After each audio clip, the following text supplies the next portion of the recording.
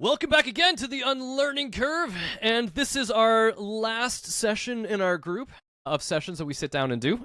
We'll sit down and record all 4 of these at one time, with many piss breaks in between, but I think this is the point where all of our brains start to fry.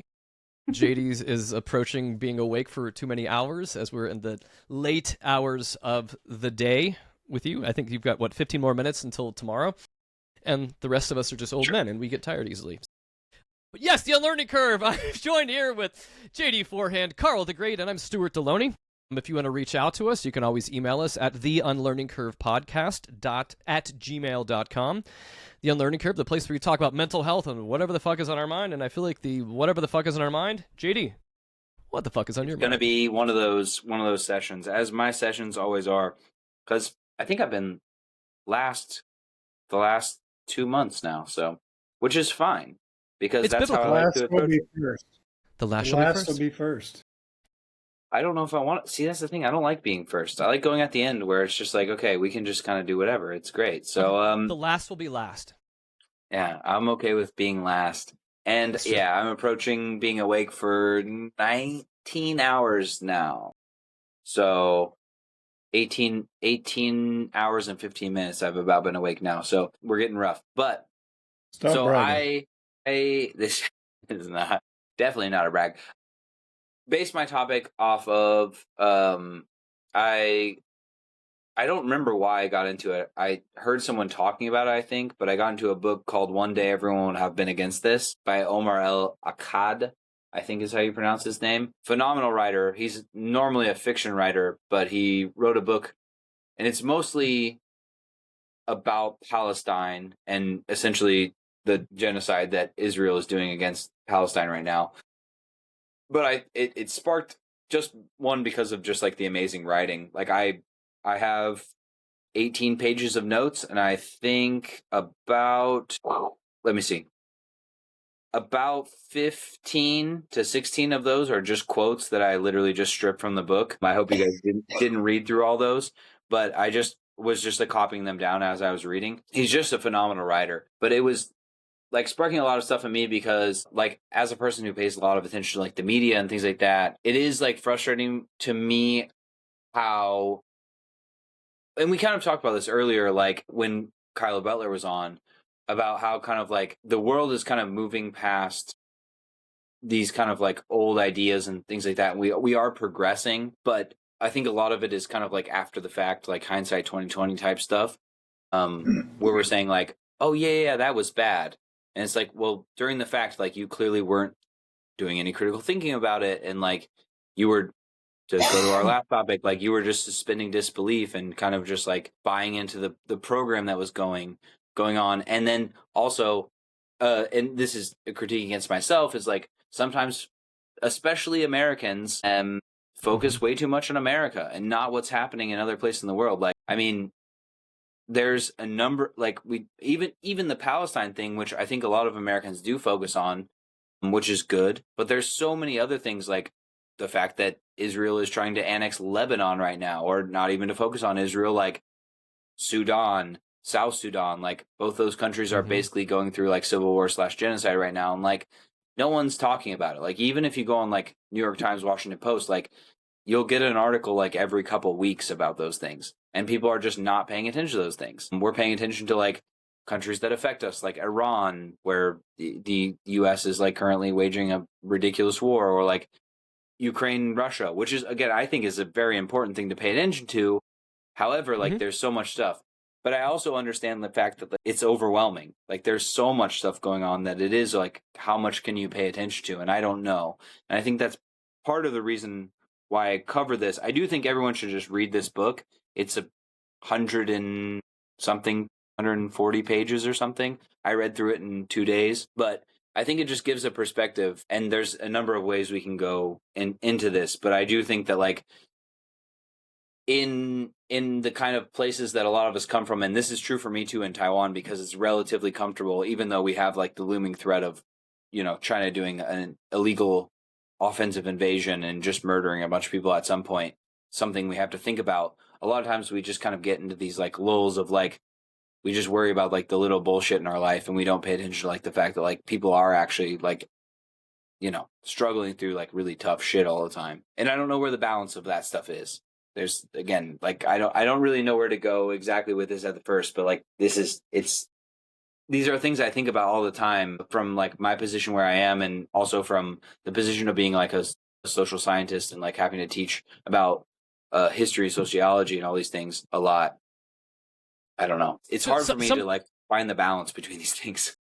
Well, like I think part of what you were writing in the notes and stuff you gave us was like the idea that like my question kind of is like, do we only become morally clear about atrocities like once we have like a safe distance to be morally clear about these atrocities? I mean, some of it's like this idea of like, oh, now it's horrible in hindsight, but I'm not sure what psychologically is going on, and it depends on, I guess. I think that's the point, especially with that book, and I think that is definitely the case. And I think it's also like that. I think part of it is also for a lot of people is that they want to be on the right side of history, and so once history has decided it, then it's convenient to flip to that side. Also, I think, for some people, I think it is like, and I mentioned this earlier, I can't remember if it was on or off pod, but like, I think a lot of people don't have the emotional bandwidth to deal with that because they have to deal with like taking care of their kids or working multiple jobs or whatever it is, just like the stress of life. Like life is stressful. Like, so I can get it. And they're not able to spend the time, or not willing to spend the time in some cases, like to form an opinion on these things. Yeah, so I don't know. I think part of it is like, for me at least, I tend to err on the side of just like, if it's something that I like have, presented to me, I'm generally going to try to investigate it as much as I can. But even so, like, even if I don't have that much time, like, I tend to err on the side of like, we shouldn't be fucking murdering civilians. Like, I think, starting from a place of just like empathy towards like regular people is like a good way to like orient your life. But again, I don't know, because again, it's tough. Like, there's so many things that we could be paying attention to, like around the world. So part of me wants to be like, hey, like, can we fucking pay attention to like the shit that's going on? And like, if you're going to have an opinion, which I think it's fair to not have opinions, like I think it's fair to just like shut the fuck up and just be like, I don't know, but then actually listen to other people if they have something to say. I think that's fine, at least for some period of time, but you have to do that. You can't just, just be like, oh, I'm going to just like regurgitate something that I heard on the news, like in a 2-second clip or something. But yeah, I guess like to go back to your point. Yeah, I think it is like, it's easy for a lot of people. And I begrudge those people less than the people that just glom on to like, oh, well, CNN told me to think this way, or Fox News told me to think this way, or whatever. Those people I get more frustrated with, because it's like, why are you just agreeing with like some massive corporation? But now, is the point that you're getting to with some of this too, or the book? Because I feel like there's one thing for us to have opinions about like what's happening around the world, but there's also like the difference of like proximity, meaning that like, I don't know, like if we were alive during slavery or segregation or colonialism, like I feel like there's a difference between like when you're actively involved in those situations and being able to say, wait a second, maybe this slavery thing's a bad idea. Versus, because I feel like there's a difference between like being brave in those situations when you're in the midst of them versus having opinions on things we're further out. I don't know. Focus me. What is the focus of the book when you're? It mostly focuses on Palestine, but it kind of uses it as a metaphor for like a lot of things. I would say, but more directly, like I think part of what my point is that. And again, I'm not trying to like shit on Americans specifically or like people in the West, because like I'm one of those people and I'm also guilty of this oftentimes. And maybe it's like, maybe I should look at it as like a self-critique and trying to like improve myself. But like our countries are involved in a lot of these things, or like, tangentially involved. And like a lot of the reasons that a lot of these problems are happening, not wholly, of course, but like in large part, or at least in a decent sized chunk, are due to the actions that our countries have taken in the past. Yeah. And yeah, like when you talk about like slavery and stuff, yeah, like that was happening inside the country at the time. So that's like obviously more direct and more close up, right? Easier to pay attention to. But I think then in some of those cases, then I would say just like, it's okay to not have an opinion. I think we need to get comfortable with that ambiguity to some degree. I hope that we can get to the point where we can like pay attention to more stuff and get off like wasting time on like social media and these like short like Instagram reels and all this like short videos where we just like fill our brains with like useless memes and things like that. Like granted, I do that stuff too. It's fine, I think, in short bursts, but like I think I have students especially that just waste like will like sit on Instagram for like or TikTok or whatever for like 5 hours, and it's just like what a waste of your time. You could be at least educating yourself, whether it's not paying attention to these things or not. Anyway, I'm getting off on a tangent, but yeah, I think part of it is like just not having an opinion. I think part of it is like hopefully getting to the point where we can like at least pay attention enough, but also just having empathy about like I think we get so used to violence, especially in the West. Like the West is like super cool with violence. I mean, like look at all the mass shootings and stuff we have in the US.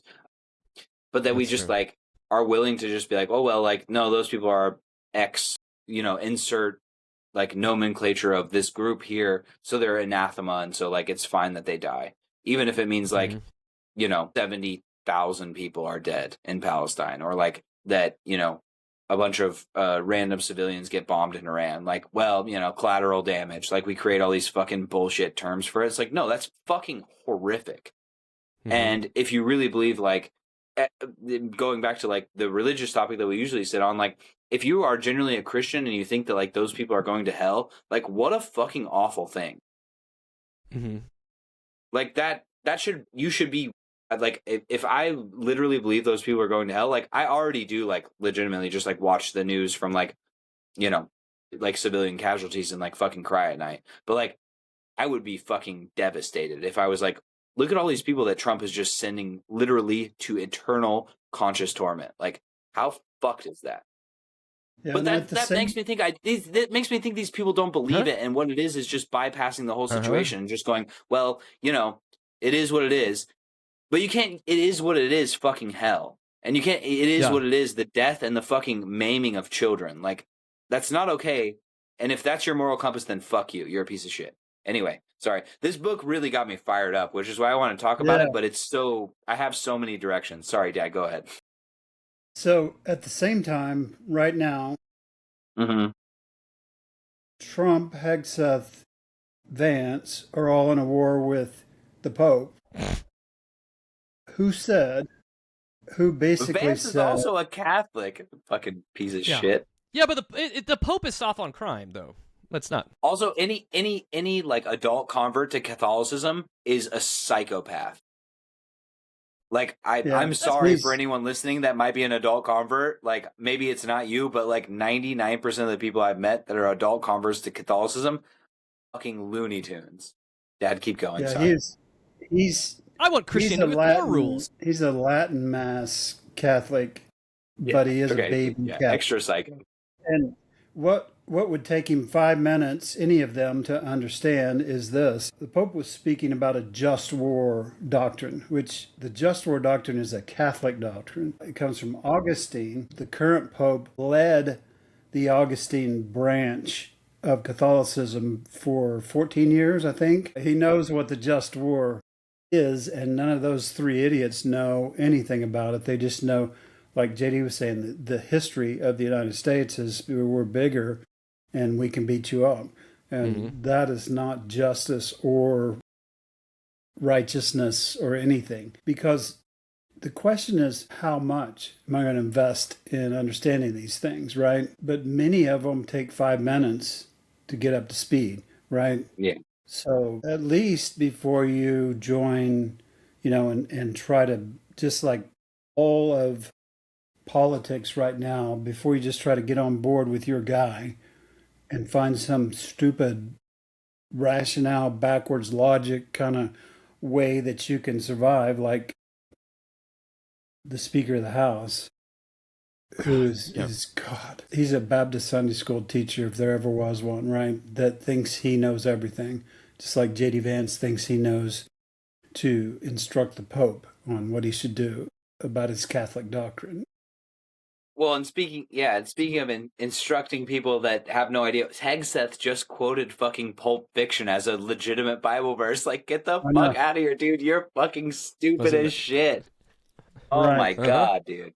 But the struggle's real for most people. I mean, I can't know about everything. I can't, I can't fight all battles all over the world, but at least, take some due diligence and go find out what's the history. What have we Especially if you're done gonna have an over? opinion. Right. And you can't say you believe in something you don't understand. You can't say we're absolutely right to blow the fuck out of these guys. I don't think you understand the situation. You don't understand what Obama did with Iran. You don't understand the history. You don't understand biblical doctrine even. You don't Yeah. understand just war, which you're saying there's a just war thing, but I don't understand it. So Yeah. you can't believe in things you don't understand. And so Why there was an Iranian Revolution, because the British and the Americans backed, coups right, in Iran, right. back 50, But 60 years ago it's a now. real it's a real struggle for people though because we're already overwhelmed, right? So I Mhm. can't take on the burden of everything. And Laura and I talk about that every night, like, and how much news are we going to watch, and how much Yeah. research are we going to do, how many experts are we going to listen to?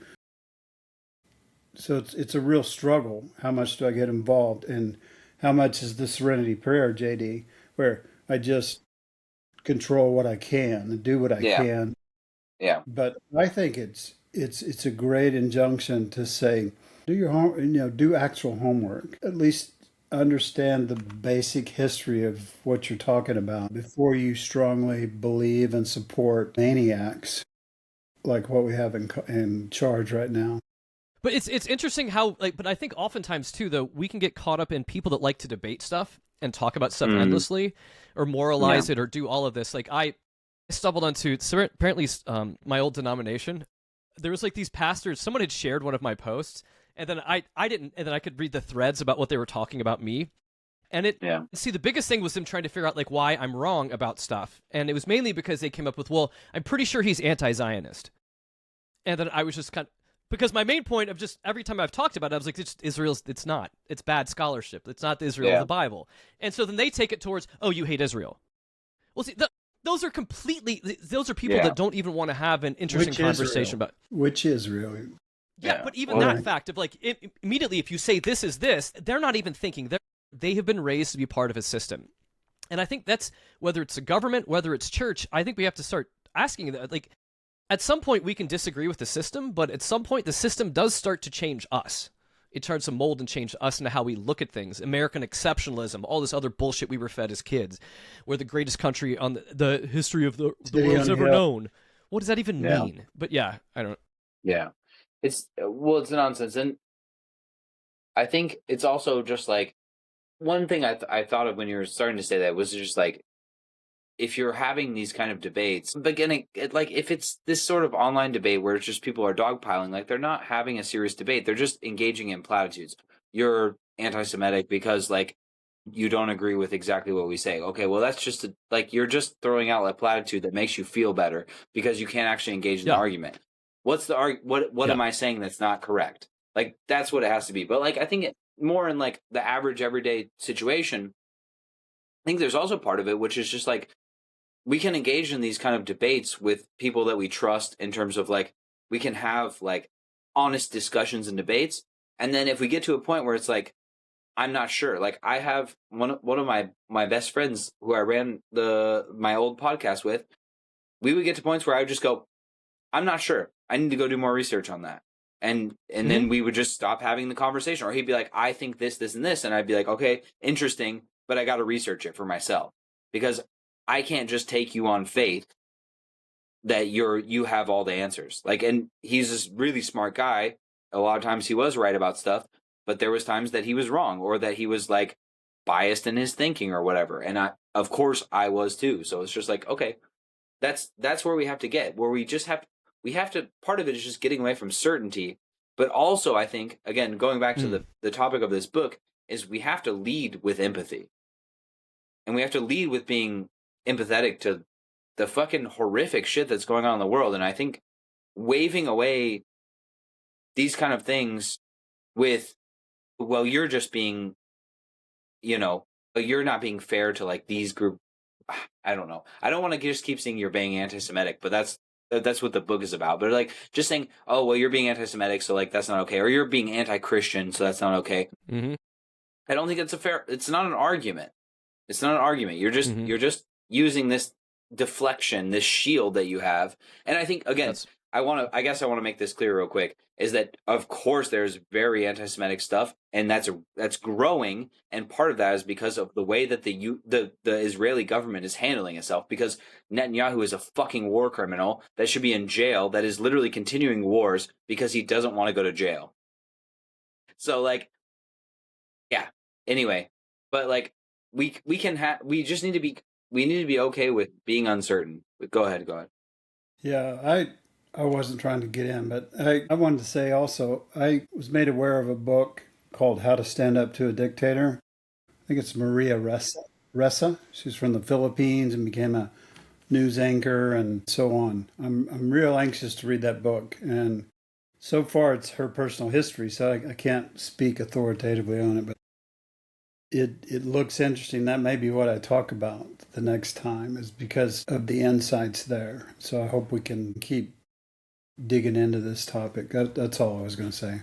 Well, my question for this too, because I think like we're arguing that people aren't informed enough in a lot of different situations, but I think also on the flip side, how do we avoid being consumed by outrage? Because I feel like there's other bits of us that it's always there. Because we're outraged. I don't want to normalize what's happening, even though a lot of things are being normalized, like how we even talk about war. It's so abstract to us and how we talk about what's happening over there. Not that there are people that are dying, their lives are being ruined, but I don't know. Where's that level where we have to like also unplug, because we are too connected and we are too aggrieved for what is going on in the world. I think different people there's tolerate different levels, because my wife is Irish Italian. And she kind of likes getting mad sometimes, at injustices and things like that. She likes getting fired up about them. That kind of inner rage for me hurts. It's damaging to me. And I can't handle as much of it. So maybe the people are different, right? That they can handle different levels of that. But in my life, most of my mental health work, to me, I describe it as like the medicine I take helps quell that rage. Inside me. So I think each person's got to know what they can handle, what their limits are, is one part of it.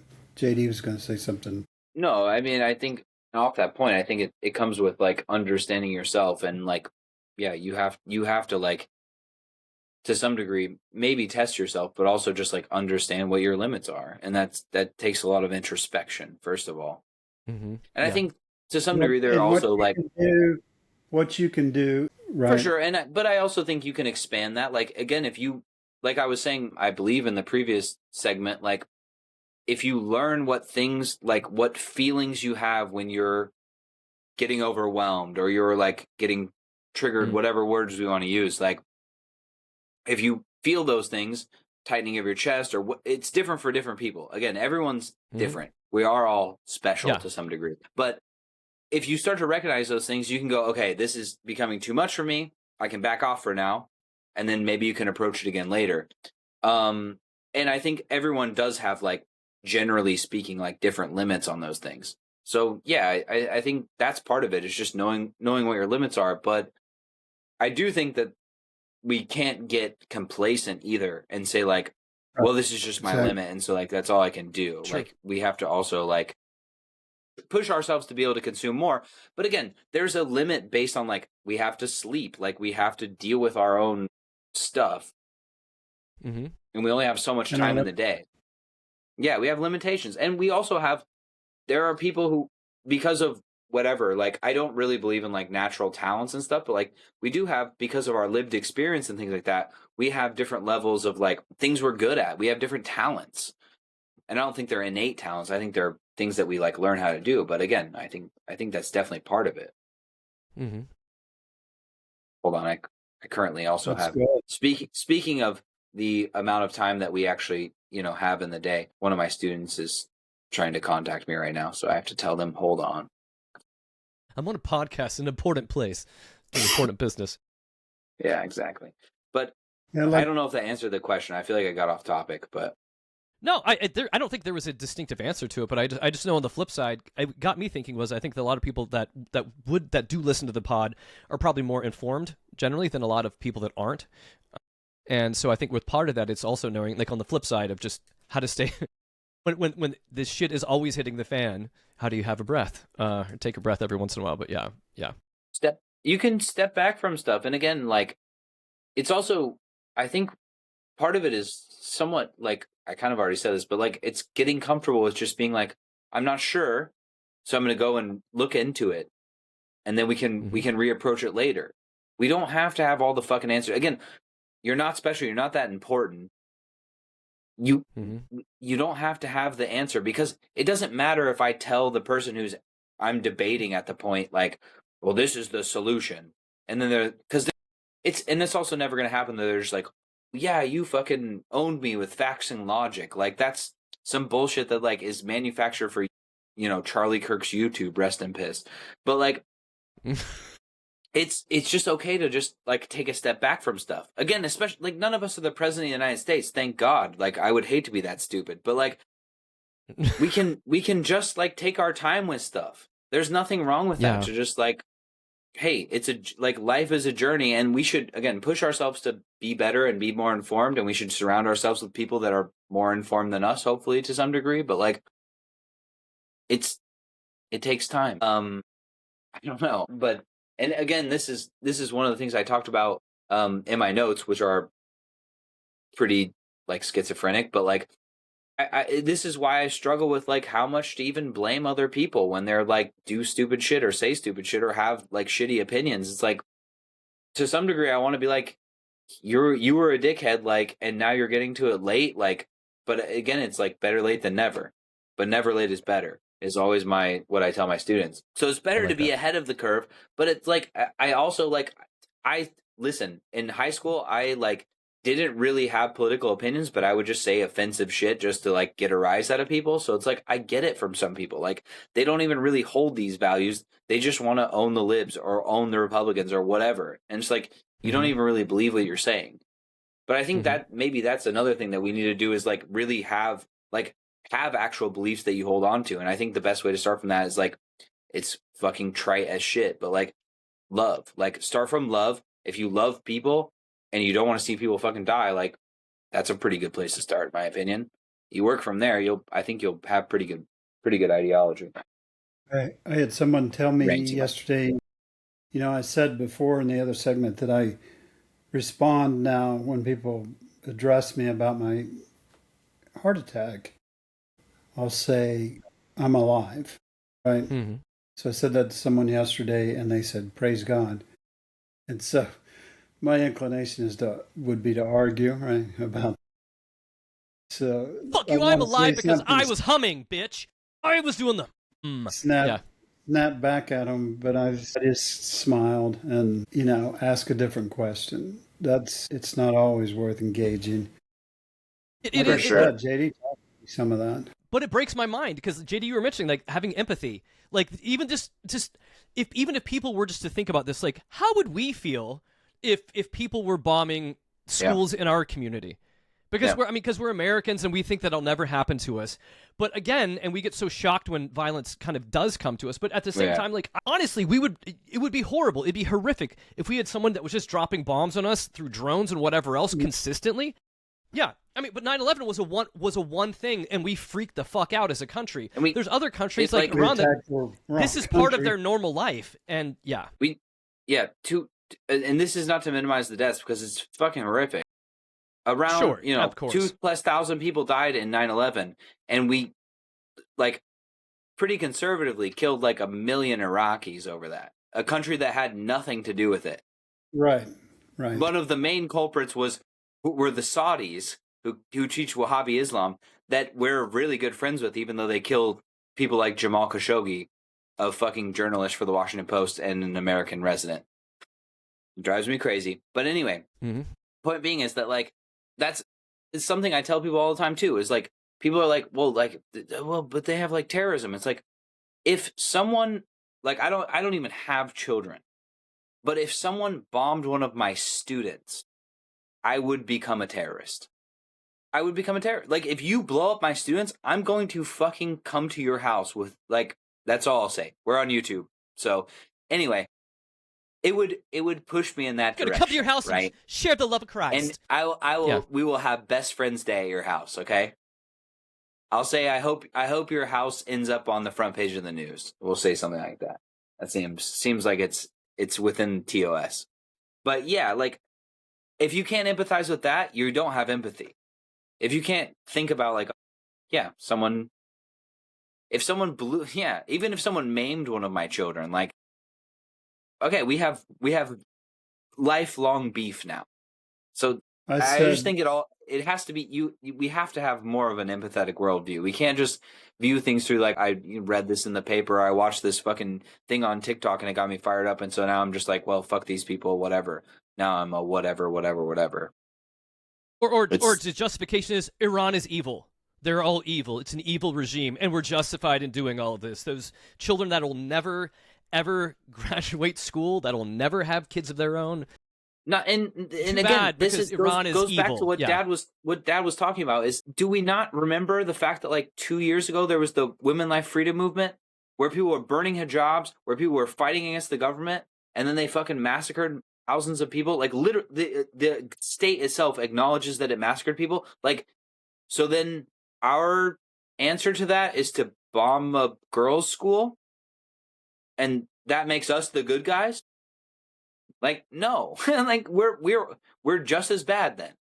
We're also murdering women. Like, I don't know. Like, again, if we start to understand this, we realize the problem is that you have people in the upper echelons of power, whether they're Republican or Democrat, as if those two are like that different, like, that are just okay with wanton murder of civilians. Like, both of them are shit. Like, we should not accept any of this. It's all bad. Yes, is the Iranian regime shit? Yes, it is. Our most Israeli regime also shit. American regime also shit. Like, all of them murder tons of people and treat minorities especially as nothing. Not okay. Like, if you support any of them, then I think you're tacitly, I don't think necessarily you are a bad person. Maybe you're misled or whatever, but, like, you have a bad ideology at least. But you can change your ideology, hopefully. I think I deleted the post I put out there because I don't know why, but it said, if I use my monster truck to smash your Mini Cooper, all that proves that I have a small penis. And if I use my military that is superior to your military, all that proves is that I have a small penis.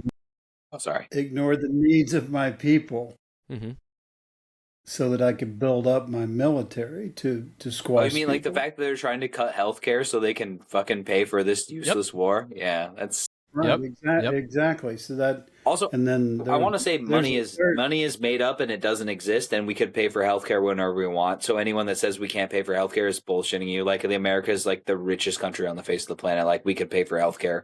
We make up money. It doesn't exist. We just don't want to. Whatever. Yeah. But absolutely no. Like, to your point, not to, like, go off on a tangent. Like, absolutely. Like, why are we wasting these resources? Like, if we really want to foment change, it doesn't. Again, to what I said earlier, you're not winning hearts and minds by blowing the legs off children or literally murdering children. Like, you're only turning people against you. You're making the Iranians more resilient against America. Like, you are proving that you are the great Satan. Like, full stop. So the last part of that post, I found it's still in one place.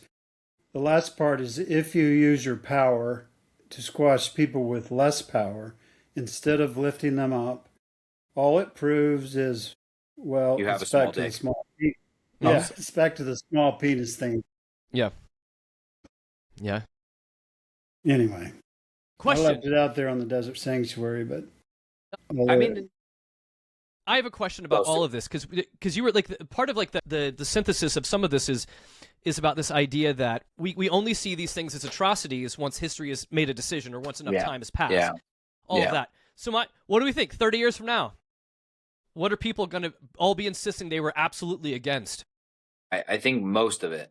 I think most of all of this, like the like Israelis annexing Lebanon, what's happening in Palestine, Iran, like all of this, people are going to be like, no, that was bad. Like, I don't even think it will be that far down the line. I think it'll be the next, like when JD Vance is running for president, you know, considering Trump doesn't try to run for a third term, like I think he'll even be trying to distance himself from it.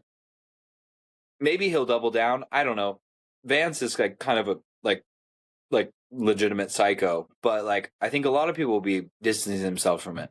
I mean, Biden tried to, I mean, he did, to give him credit, like pulled out of Afghanistan. Didn't do a very good job of doing it, but like did pull out of Afghanistan, like, which was something he was involved in through the whole of Obama's presidency. So it's like, I think a lot of people will try to pull away from it. And I don't think it'll take very long, because as we kind of like progress further and further into like this hyper online, like constant media feed, I think people change their minds really fast now. It's like, it's again, like kind of like when the power dynamic collapses, when he's gone or when he's out of power, and that's gone, it's going to create a vacuum and it's going to be a big collapse. And I say that kind of optimistically, and my wife says, so you're saying MAGA. You think like America will see MAGA as the stain that it is currently. Hopefully, historically, we will see it as the stain that it. Yeah, I think you see it collapsing already. You know, and they're fighting furiously and fighting with the Pope and stuff. How are you going to fight with 1 billion Catholics and when? So I mean, I don't know. Maybe I'm too optimistic, but I think when the power's gone, when you can't get any power from those, what it boils down to is there's 18% of the U.S. population is what's running the show, and it's bound to collapse. Forgive me for being optimistic about that, but I want to be, and I think you guys are kind of saying that too. You can see it collapsing. It's not fast enough.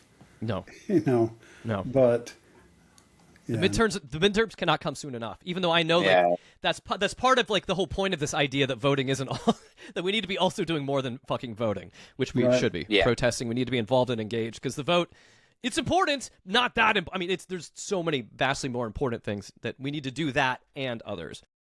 Well, like I said, I think voting is, like, for me at least, and again, this is my opinion. I'm willing to like hear other people out if they think it's more important. I think it's at least harm reduction. Like, and that's enough for me to register from abroad to a vote. I send my ballot in every midterm and every like presidential election. I don't think there's nothing to it. And I think there's a lot of people on the other side, and this includes like a lot of like leftist friends that I have, which is kind of a meaningless term, but that are just like, well, we don't have to do anything, or like, and then it's just kind of like, oh, we would just like basically check out. And then like basically what is praxis is like posting, which I think is also like the most bullshit I've ever heard. Like, oh, I'm just gonna like shit on Trump, or I'm just gonna like shit on the Democrats even, and like that's like somehow going to make things better. Like, no, it's not. Like, you're just feeding the beast. Like, you are literally just feeding into all this nonsense. So anyway, I think voting there's some importance to it. I don't know how much. I think again, like, to go back to what I think both of you have said at least sometime in our 4 hours or whatever of podcasting now, like 3.5 or whatever. I think the more important thing is to be informed, to be empathetic, and to engage. Yeah. Engage locally, especially. Yeah. Engage in your local politics, whether that's like running for office or whether that's like changing hearts and minds like of your fucking like literal next door neighbors. But I don't think there's a lot of use in like shit posting online. I think if we're having conversations, that's great, but like I just don't think I think a lot of people put a lot of their like quote unquote like political energy into just like spewing shit into the ether and then getting in fights in the comment section. And I just think that is one of the most useless things we can do. And I'm never going to stop talking about it. But anyway, I think, yeah, engage with the political systems as they are. And honestly, I think one of the best ways we can engage with them is to try to dismantle them and try to put people in like local power that we know are going to like try to, like kind of refute the bullshit of just like, we have like, you know, Daddy Trump or Daddy Obama or whatever it is. Like that shit's so stupid. The people you support the most should be the people you critique the most as well.